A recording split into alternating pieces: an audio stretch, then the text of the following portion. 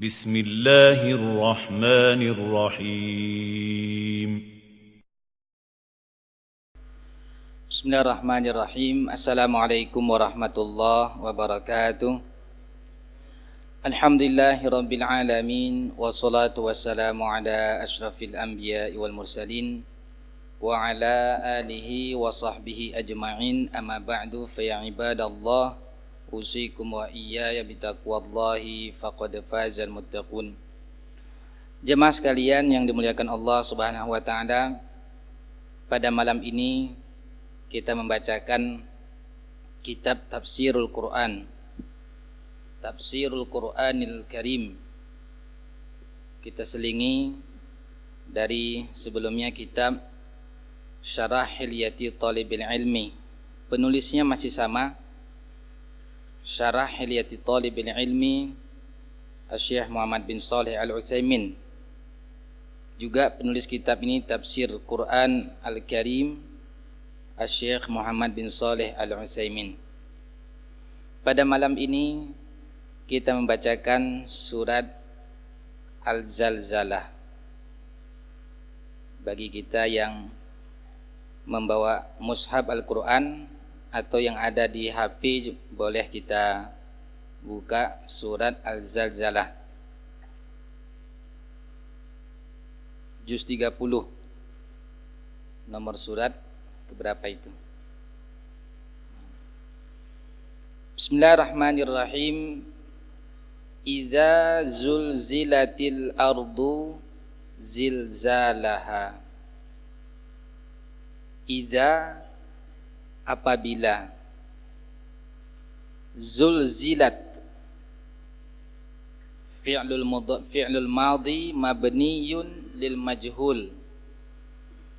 Bentuknya fi'il madhi dibina di atas majhul yang diartikan dengan di.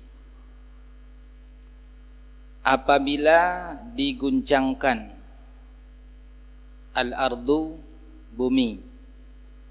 Posisinya di sini dalam ilmu nahwu disebut dengan naibul fa'il. Fa'ilnya, pelakunya tidak disebutkan, tetapi naibnya al-ardu.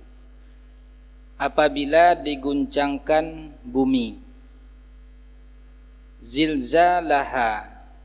Zilzal ini disebut dengan maf'ul mutlak. Apa itu maksudnya? Dia bentuk masdar disebutkan setelah fi'il yang terdiri daripada kosakata fi'il itu sendiri.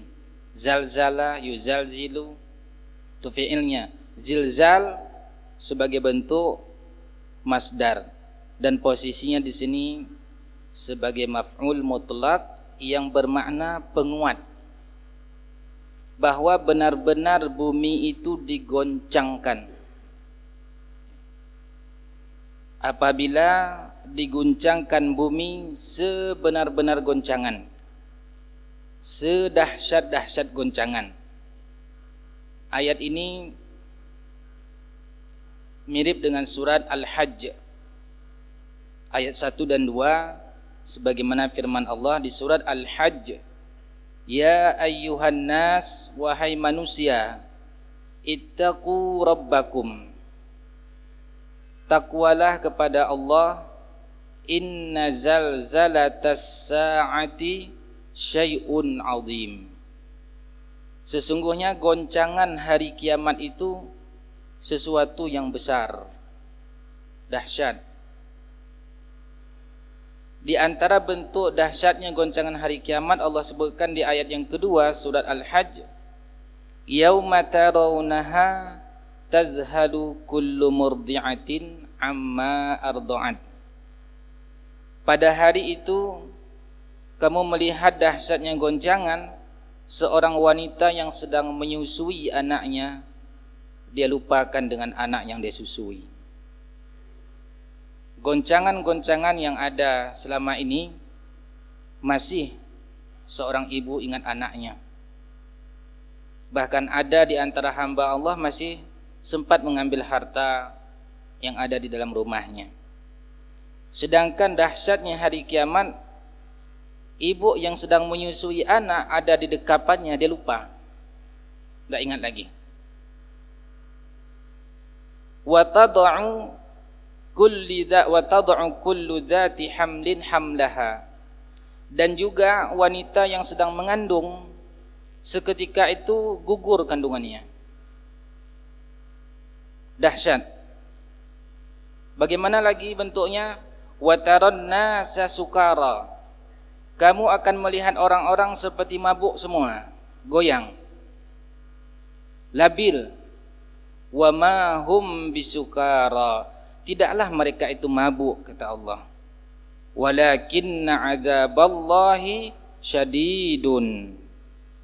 Akan tetapi sesungguhnya azab Allah itulah yang dahsyat.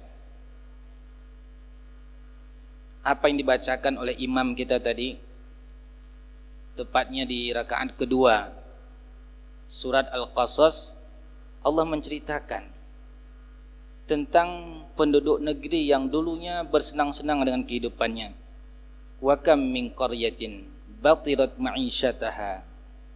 Betapa banyak penduduk kampung yang bersenang-senang dengan kehidupannya. Fatilka masakinuhum lam tuskam min ba'dihim illa qalila.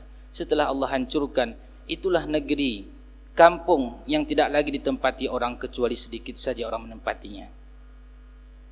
Di bahagian ayat berikutnya ini Allah sebutkan wa ma kunna muhlikil qura illa wa ahluha zalimun. Sedang jemaah sekalian, kita baca-baca terus terjemahan ayat Al-Quran itu. Teringat apapun yang terjadi di zaman ini semua sudah ada. Sudah ada contohnya.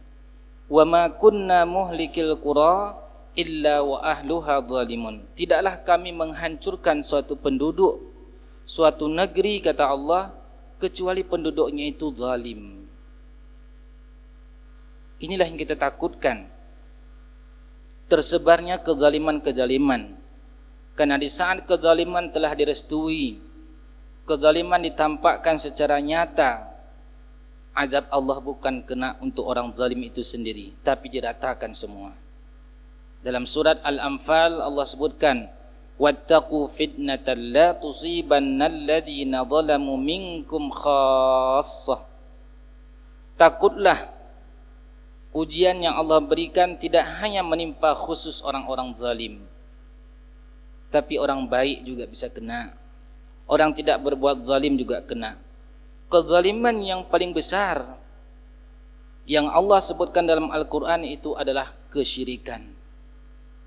Sebagaimana nasihatnya Luqman kepada anaknya, wa iz qala Luqmanu libnihi wa huwa ya'idhuhu. Dan tatkala Luqman memberikan nasihat kepada anaknya, ya bunayya la tusyrik billah, wahai anandaku jangan berbuat syirik kepada Allah. Inna syirka la zulmun azim. Sesungguhnya kesyirikan itu adalah kezaliman yang besar. Zalim yang paling besar adalah kesyirikan. Maka bersyukurlah kita kepada Allah, masih ada orang-orang, masih ada para guru-guru kita yang mengingatkan tentang bahayanya syirik, tujuannya agar terhindar dari azab Allah yang merata. Begitu juga kezaliman yang lain, dosa yang menyebabkan umat-umat sebelum kita ini dihancurkan oleh Allah, seperti dosa yang dilakukan oleh kaum Lut. Suka sesama jenis, laki-laki suka dengan laki-laki, perempuan suka dengan perempuan. Allah sebutkan jenis hukumannya, faja'alna 'aliyaha safilaha. Dijadikan tanah yang bahagian atas menjadi bawah, bawah menjadi atas, dibalikkan oleh Allah. Maka saling mengingatkanlah di antara kita, baik kita sebagai rakyat biasa atau pimpinan, jangan berikan peluang kepada orang-orang yang senang dengan sesama jenisnya itu, yang bahasa kita sekarang disingkat dengan LGBT. Karena azabnya Allah balikkan nanti negeri kita. Walaupun kita tidak termasuk orang yang melakukan, kalau mendukung juga kena hukumannya. istri Lut alaihissalam bukan orangnya lesbian, tapi dia memberikan fasilitas kepada mereka-mereka yang senang sesama jenis. Akhirnya Allah azab juga dia. Bagi kita yang memiliki kekuasaan, cegah, amankan negeri kita daripada azab Allah dengan cara hindarkan dosa-dosa yang telah Allah sebutkan hukumannya kepada umat-umat yang lalu. Inna zalzalatas sa'ati syai'un azim. Sesungguhnya goncangan hari kiamat itu sangatlah agung, sangatlah besar. Kemudian surah Al-Zalzalah ayat kedua, setelah Allah sebutkan idza zulzilatil ardu zilzalaha, apabila diguncangkan bumi sedahsyat-dahsyatnya, wa akhraja mengeluarkan, dan telah mengeluarkan al-ardu oleh bumi asqalaha, beban-beban berat yang ada di bumi itu, yang ada terdapat dalam bumi. Sebahagian ulama tafsir menyebutkan begitu diguncangkan hari kiamat, semua penghuni kubur bangkit. Ada juga yang menyebutkan keluarnya emas dan perak. Dalam tafsir Ibnu Katsir disebutkan sebuah hadis bahwa orang-orang mengatakan, saya melakukan pembunuhan karena emas dan perak, saya memutuskan silaturahim karena emas dan perak. Pencuri juga mengatakan, tangan saya terpotong karena emas dan perak. Akhirnya mereka tinggalkan, enggan dengan emas dan perak itu. Dikeluarkan apa yang ada di bumi, beban-beban yang ada di bumi. Asy-Syaikh Muhammad bin Shalih Al-Utsaimin menyebutkan al-muradu bihim ashabul qubur. Yang dimaksud beban-beban berat yang ada di bumi itu adalah penghuni-penghuni kubur. Fa innahu idza nufikha fis suri, ketika ditiupkan sangkakala pertama, maka semua yang ada di langit dan di bumi itu berhamburan kecuali yang Allah kehendaki. Summa nufikha fihi ukhra, lalu ditiuplah sangkakala yang kedua, fa idzahum qiyamun yanzurun, maka semua yang ada bangkit. Hal ini juga sesuai dengan firman Allah Subhanahu wa taala dalam surah Al-Mutaffifin ayat ke-6, yauma yaqumun nas lirabbil alamin. Pada hari itu orang-orang bangkit menuju kepada Allah Subhanahu wa taala. Manusia berbondong-bondong keluar dari kuburnya. Ayat ketiga surat Al-Zalzalah. Wa qala al-insan, wa qala, dan telah berkata, al-insan, manusia, malaha, ada apa ini? Kaget semua orang. Kenapa seperti ini kondisinya? Malaha, ada apa ini? Apa yang terjadi? Ai syai'un laha hadza zilzal, yaitu sesuatu goncangan-goncangan apakah ini? Wa li'annahu yakhruju wa ka'annahu kama qala Allah, karena ketika manusia itu keluar dari kuburnya, sebagaimana tadi Allah sebutkan dalam surat Al-Hajj, sukara, dalam keadaan sempoyongan, mabuk, seperti orang mabuk. Malladhi hadatsa laha wa masya'nuha, orang-orang bertanya, apa yang terjadi ini? Li syiddatil haul, karena begitu dahsyatnya kondisi. Yauma idzin, pada hari itu, tuhaddisu akhbaraha. Di ayat yang keempat, yauma idzin, pada hari itu, tuhaddisu akhbaraha, bumi berbicara. Bumi membicarakan semua yang ada kelakuan manusia semasa hidupnya. Dalam hadis riwayat At-Tirmizi, Rasulullah sallallahu alaihi wasallam menyebutkan tentang perbuatan manusia itu disampaikan oleh bumi. Si fulan telah melakukan kaza wa kaza fi yaumin kaza wa kaza. Si fulan itu telah melakukan ini dan ini pada hari ini dan ini. Semua lengkap. Tidak ada yang bisa mengingkari sekecil apapun kejahatan yang kita lakukan, semua disampaikan oleh bumi. Kalau sekarang kita melakukan kejahatan bisa tersembunyi, bisa mengelabui orang, tapi nanti begitu saatnya yauma idin tuhaddisu akhbaraha. Pada hari itu bumi menceritakan semua kabar yang pernah dilakukan di atasnya.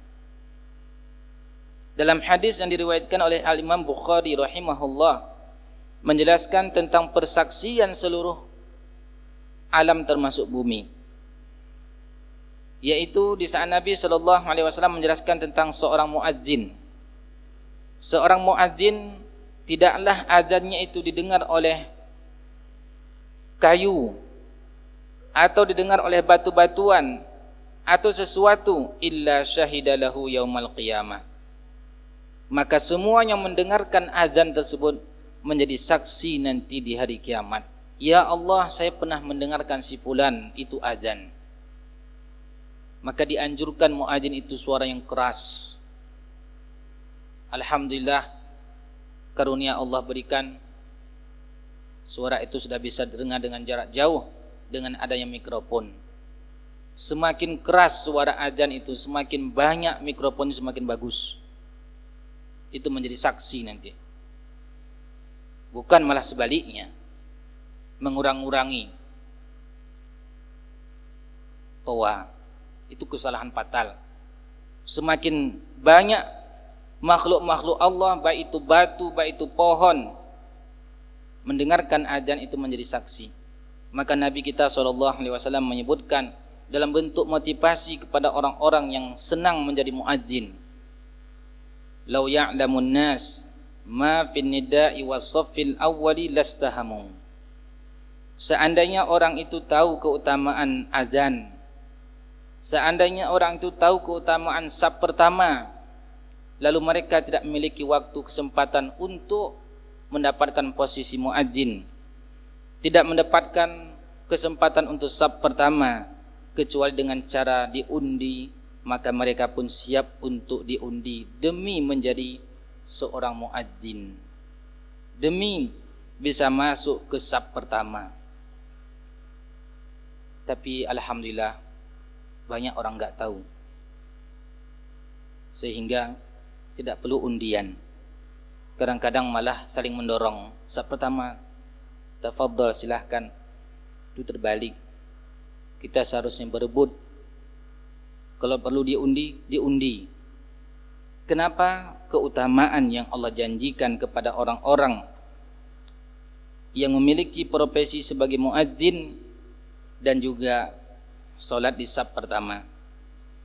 Semua makhluk-makhluk Allah ini dijadikan menjadi saksi nanti untuk keadilan. Karena ternyata ada nanti orang-orang mengingkari kejahatannya di dunia. Sebagaimana Allah sebutkan dalam surat Al-An'am ayat 23, orang musyrik itu mengingkari. Dia mengatakan, kami sebenarnya tidak mau melakukan kesyirikan. Dia berhujjah kepada Allah, kami sebenarnya tidak mau melakukan kesyirikan. Dia ingin mengingkari perbuatannya, dan semua menjadi saksi dari makhluk-makhluk Allah, juga termasuk anggota tubuhnya. Sedangkan lisan Allah kunci. Al-yawma nakhtimu ala afwahihim wa tukallimuna aydihim wa tashhadu arjuluhum bima kanu yaksibun. Hari ini kami kunci mulut mereka, berbicara tangan mereka, dan menjadi saksi kaki-kaki mereka. Juga yang menjadi saksi al-julud, yaitu kulit-kulit. Juga menjadi saksi pendengaran, juga menjadi saksi penglihatan, untuk menghindari adanya orang mengatakan sebenarnya kami tidak mau berbuat dosa. Alasan-alasan itu tidak berguna. Semua disampaikan oleh bumi, yauma idin tuhaddisu akhbaraha. Pada hari itu bumi mengkhabarkan semua yang ada di muka bumi. Perbuatan baik yang dilakukan perbuatan buruk yang dilakukan, tidak ada yang tersembunyi disampaikan oleh bumi saat itu. Bi anna rabbaka auhalaha. Di ayat yang kelima Allah Subhanahu wa taala sebutkan bi anna rabbaka auhalaha, ay bisababi anna Allah auhalaha, yakni adina laha fi an tuhadditsa akhbaraha, yaitu Allah Subhanahu wa taala mengizinkan bumi untuk bisa berbicara. Wa huwa subhanahu wa ta'ala ala kulli syai'in qadir, dan Allah maha kuasa untuk membuat makhluk-makhluknya bisa berbicara. Idza amara syai'an bi amrin fa innahu la budda an yaqa'a. Kalau Allah memerintahkan sesuatu maka mesti terjadi. Yukhatibullahul jamad fayatakallamul jamadu. Allah berbicara dengan benda mati, maka benda mati itu pun bisa berbicara. Dan ini banyak. Seperti juga dalam surat Fussilat ayat 1, Allah Subhanahu wa taala berbicara dengan makhluknya yang mati. Begitu juga ketika Allah berbicara dengan pena. Dalam hadis disebutkan, hadis riwayat Abu Dawud dan juga At-Tirmidzi, Allah Subhanahu wa taala mengatakan kepada pena, "Uktub, tulislah." Berkata pena, "Rabbi, wa madza aktubu?" Ya Allah, apa yang saya tulis?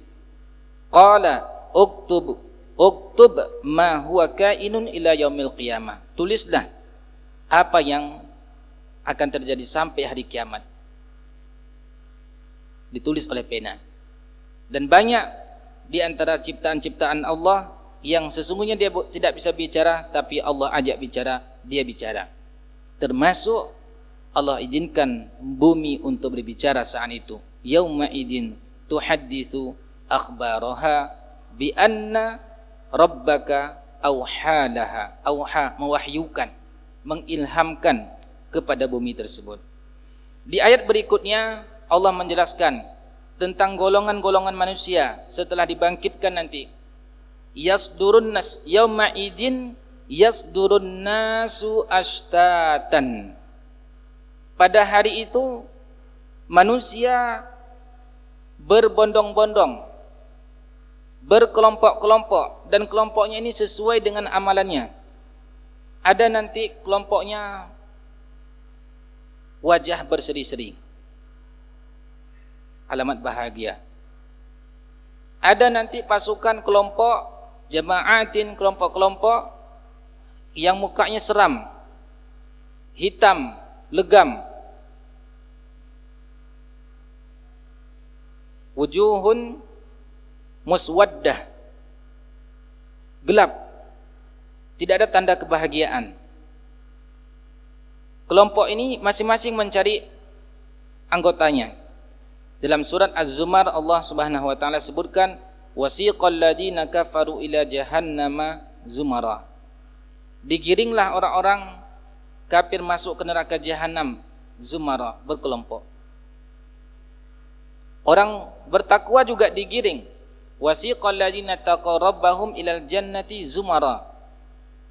Digiringlah orang-orang bertakwa dengan berkelompok-kelompok. Orang bertakwa digiring dengan giring kemuliaan, orang kafir digiring dengan giring kehinaan. Orang bertakwa berkelompok sesuai dengan dominan amalan dia semasa di dunia. Mana kelompok yang rajin puasa sunnah masuk melalui pintu surga Ar-Rayyan. Mana orang-orang yang rajin sholat tahajud, mana orang-orang yang dekat dengan Al-Quran, dia cari amalan dia yang dominan, dia masuk kelompok itu. Dari puasa, dari sholatnya, dari sedekahnya, dari Al-Qurannya, dari jihadnya, semua masing-masing dengan kelompok. Dan ada kelompok nggak tahu apa yang dia masuki kemana, tidak ada yang dominan amalannya. Maka dari sekaranglah sedang jemaah sekalian, ada satu amalan yang bisa kita andalkan nanti. Kita bisa masuki kelompok, salah satu dari kelompok penghuni surga itu. Jangan sampai tidak ada satu pun solat sunat kita tidak memadai puasa sunat kita tidak memadai, bacaan Al-Quran kita jauh, akhlak kita jauh. Dan ada hamba Allah, semua kelompok itu bisa dia masuk. Seperti Abu Bakar radhiyallahu anhu. Tidak ada satu kebaikan pun kecuali beliau mendahului sahabat yang lain dalam kebaikan itu. Satu hari Nabi kita SAW bertanya, siapa yang puasa hari ini? Abu Bakar angkat tangan. Siapa yang mengunjungi orang sakit hari ini? Abu Bakar angkat tangan. Setiap amalan baik disebutkan, ditanya oleh Nabi kita SAW, Abu Bakar masuk di dalamnya. Dari sekarang, tidak mungkin semua amalan bisa kita dominan di dalamnya. Minimal satu. Para sahabat juga kebanyakan begitu. Ada yang enggak sanggup puasa, tetapi dia lebihkan solat sunatnya. Ada yang enggak sanggup puasa sunat, enggak sanggup juga solat sunat, dia ambil posisi Al-Quran. Dia dominankan waktunya untuk Al-Quran. Adalah salah satunya yang bisa nanti kita andalkan di sana. Kaum muslimin yang dimuliakan Allah, yauma idin yasdurun nasu ashtatan. Pada hari itu manusia berkelompok-kelompok, kullun yattajihu ila ma'wah. Masing-masing itu menuju kepada tempatnya. Fa ahlul jannati ja'alanallahu minhum. Penduduk surga mereka akan berkelompok. Yattajihuna ilaiha, menuju ke surga. Wa ahlun nar, dan penduduk neraka wal iyadzu billah. Semoga Allah lindungi kita. Yusaquna ilaiha, digiring menuju ke neraka tersebut. Hal ini juga sesuai dengan firman Allah surat Maryam ayat 85 sampai 87. Yauma nahsyurul muttaqina ilar rahmani wafda. Pada hari kami kumpulkan orang-orang bertakwa menuju kepada Allah sebagai wufud, sebagai kafilah-kafilah kehormatan. Kemudian wa nasuqul mujrimin ila jahannama wirda. Dan kami giringlah orang-orang pendosa, orang-orang yang senang berbuat dosa ke neraka jahanam dalam kondisi dahaga, wirda. Wirda itu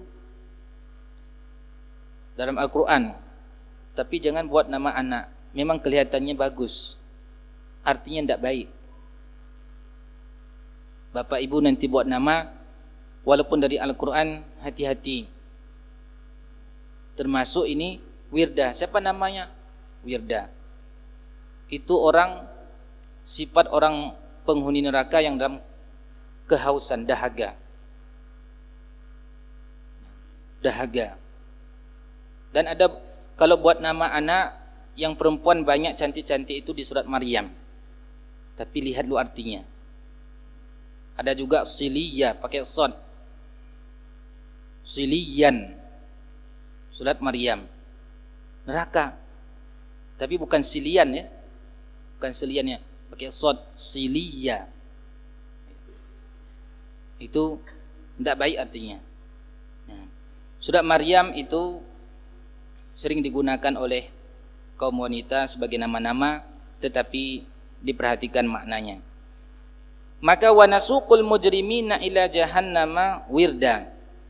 Kami giring orang-orang yang berbuat dosa menuju ke neraka jahanam dalam keadaan dahaga. La yamlikuna syafa'ata illa man ittakhadha 'indar rahmani ahdan.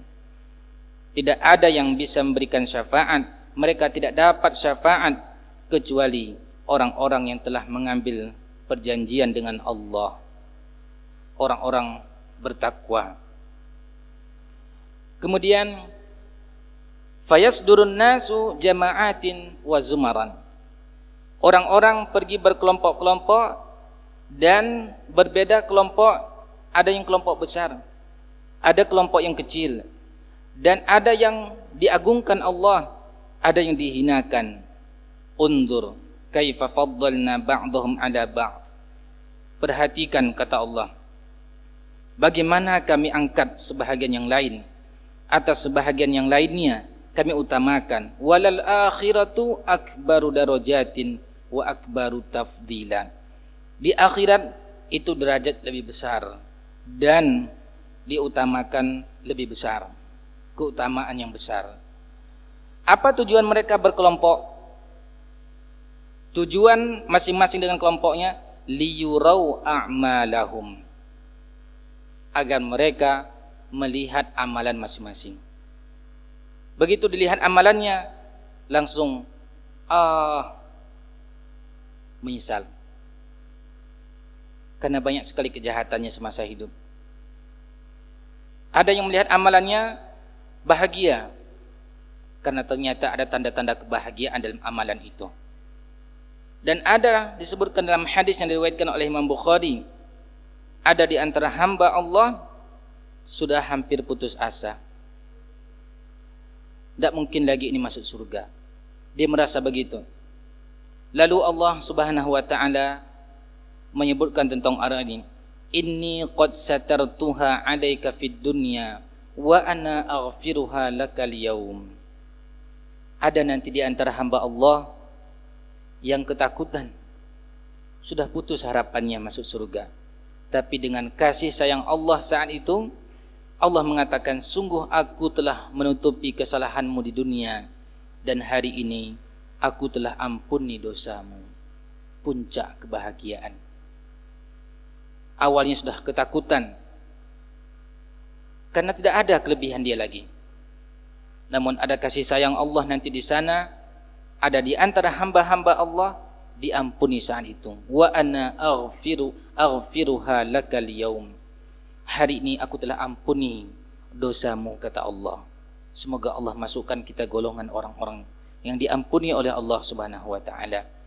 Kemudian di ayat yang ketujuh, faman ya'mal misqala dzarratin khairan yarahu. Maka barang siapa, faman, barang siapa, ya'mal, dia beramal, misqala, sebesar, dzarratin. Dzarrah disebutkan makna sesungguhnya itu adalah sigharun namli. An-namlu, apa an-namlu? Semut. Semut yang paling kecil. Syekh Muhammad bin Shalih Al-Utsaimin mengkritisi tentang yang membuat sebahagian makna dzarrah di situ atom. Beliau sebutkan tidak cocok karena ayat ini turun kepada para sahabat saat itu belum ada atom. Dan Allah yukhatibun nas, berbicara dengan manusia sesuai dengan pemahaman manusia. Kalau yang dimaksud perkara yang sangat kecil, iya. Maka beliau jelaskan dalam tafsir ini, yang dimaksud dengan dzarrah adalah timbangan yang sangat ringan, dan sigharun namli kama huwa ma'ruf, semut yang kecil. Siapa yang beramal sekecil apapun kebaikan yang dilakukan, yarahu, dia akan lihat amalan itu. Dan ayat yang terakhir, wa may ya'mal misqala dzarratin syarran yarahu. Siapa yang beramal sekecil apapun syarran, kejahatan yang ia lakukan, yarahu, walau 100 rupiah pernah kita ambil hak orang lain, 100 rupiah mungkin gak ada nilai bagi kita, atau bagi orang pun gak ada nilai, tetapi kita akan lihat itu kejahatan-kejahatan yang kita lakukan. Dalam ayat yang lain Allah Subhanahu wa ta'ala menyebutkan tentang tidak dizalimi, innallaha la yadhlimu mithqala dzarratin wa in taku hasanatan yudha'ifha. Sekecil apapun kebaikan yang kita lakukan, Allah tidak hilangkan itu. Bahkan ada yang Allah gandakan. Dia kecil tapi digandakan oleh Allah Subhanahu wa ta'ala. Lalu bahagian pembahasan terakhir dalam surat ini, faman ya'mal mithqala dzarratin khairan yarahu wa man ya'mal mithqala dzarratin syarran yarahu. Apa yang ditimbang?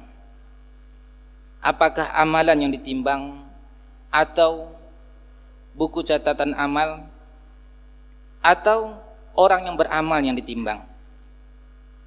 Ulama berbeda memahami. Ada yang mengatakan yang ditimbang itu amalan, ada yang mengatakan yang ditimbang itu buku catatan, ada juga yang berpendapat yang ditimbang itu orangnya, jasadnya. Masing-masing memiliki landasan. Pendapat pertama yang mengatakan yang ditimbang adalah amalan. Dalilnya ayat ini, faman ya'mal mithqala dzarratin khairan yarahu wa man ya'mal mithqala dzarratin syarran yarahu. Dan juga hadis yang diriwayatkan oleh Imam Bukhari sebagai dalilnya, yaitu hadis dari Abu Hurairah radhiyallahu anhu, Nabi SAW bersabda, kalimatani habibatani ilar rahman. Ada dua kalimat yang Allah sukai, khafifatani alal lisan, sangat mudah untuk diucapkan, saqilatani fil mizan, dan berat timbangannya. Apakah dua kalimat itu? Subhanallah wa bihamdihi subhanallahil azim. Dua kalimat, subhanallahi wa bihamdihi subhanallahil azim. Sangat Allah cintai, mudah diucapkan, dan berat timbangan. Hadis ini dijadikan sebagai landasan oleh kelompok pertama bahwa yang ditimbang itu adalah amalan. Kelompok kedua mengatakan yang ditimbang bukan amalan, tetapi buku catatan. Juga berdasarkan hadis yang diriwayatkan oleh Imam Bukhari dan Muslim yang dikenal dengan hadis bitaqah. Hadis bitaqah ini ada nanti hamba Allah sudah begitu banyak dosanya, sudah gak mungkin lagi harapan masuk surga. Lalu Allah berikan satu bitaqah. Bitaqah kalau bahasa terjemahan kita, kartu.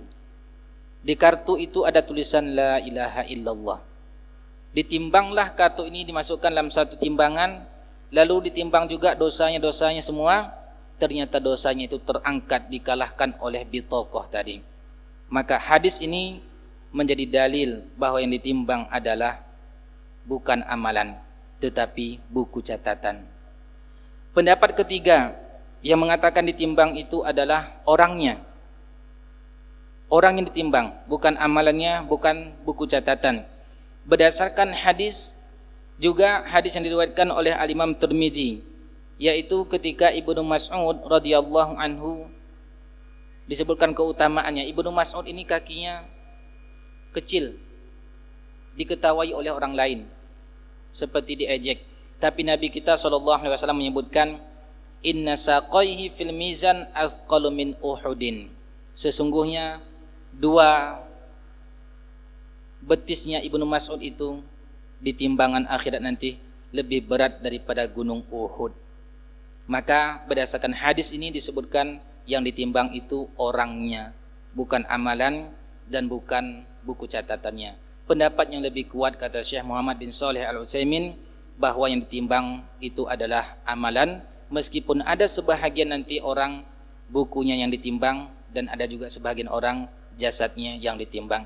Pertanyaan terakhir, kalau orangnya ditimbang, apakah ada pengaruh yang gemuk dengan yang kurus? Kita nantikan jawabannya episode berikut. Subhanakallahumma wa bihamdika asyhadu an la ilaha illa anta astaghfiruka wa atubu ilaik. Wassalamualaikum warahmatullahi wabarakatuh.